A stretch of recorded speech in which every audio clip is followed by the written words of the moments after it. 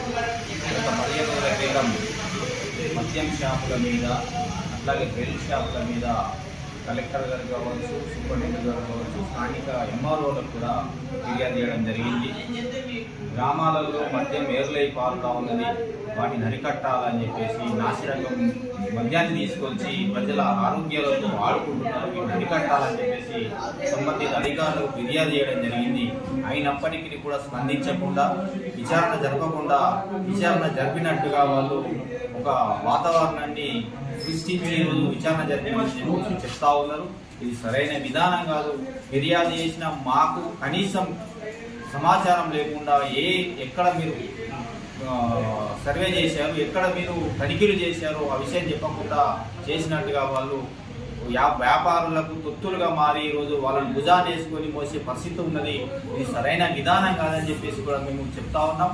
ఒకవేళ ఇదే కొనసాగితే ఖచ్చితంగా రేపు మహిళల్ని సమీకరించి, గ్రామాలలో యువకులను సమీకరించి రేపు దాడులు జరిపించే పరిస్థితి కూడా ఆసన్నం కాబోతున్నది. తక్షణమే సంబంధిత అధికారులు, ఎక్స్చేంజ్ వాళ్ళు వీటి మీద చర్యలు తీసుకొని బెల్ట్ షాపులు బంద్ చేయించే విధంగా చర్యలు చేపట్టాలని చెప్పేసి మేము సందర్భంగా మేము హెచ్చరిస్తా ఉన్నాం, డిమాండ్ చేస్తా ఉన్నాం.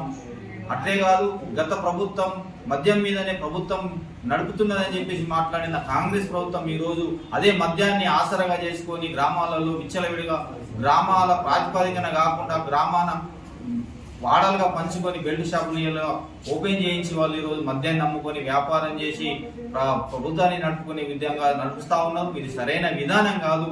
వీటిని తక్షణమే బెల్ట్ షాపుల్ని మూసేయించి ప్రజల ఆరోగ్యాన్ని కాపాడాలని చెప్పేసి సంబంధిత అధికారులకు, ప్రభుత్వాలకు మేము డిమాండ్ చేస్తా ఉన్నాం. ఒకవేళ అయితే అదునుగా జరిగితే ఖచ్చితంగా రేపు రాబోయే కాలంలో ఎక్స్చేంజ్ అధికారులే జరగబోయే కార్యక్రమాలకు, జరగబోయే విధానాలకు వాళ్ళు బాధ్యత వహించవలసిందని కూడా మేము ఈ సందర్భంగా హెచ్చరిస్తాం. ఎప్పటికప్పుడు వార్తలను వీక్షించేందుకు Q9 న్యూస్ ని సబ్స్క్రైబ్ చేసుకోండి, లైక్ చేయండి, షేర్ చేయండి. విలువైన సమాచారాన్ని ముందుగా మీరే తెలుసుకునేందుకు బెల్ బటన్ ని క్లిక్ చేయండి.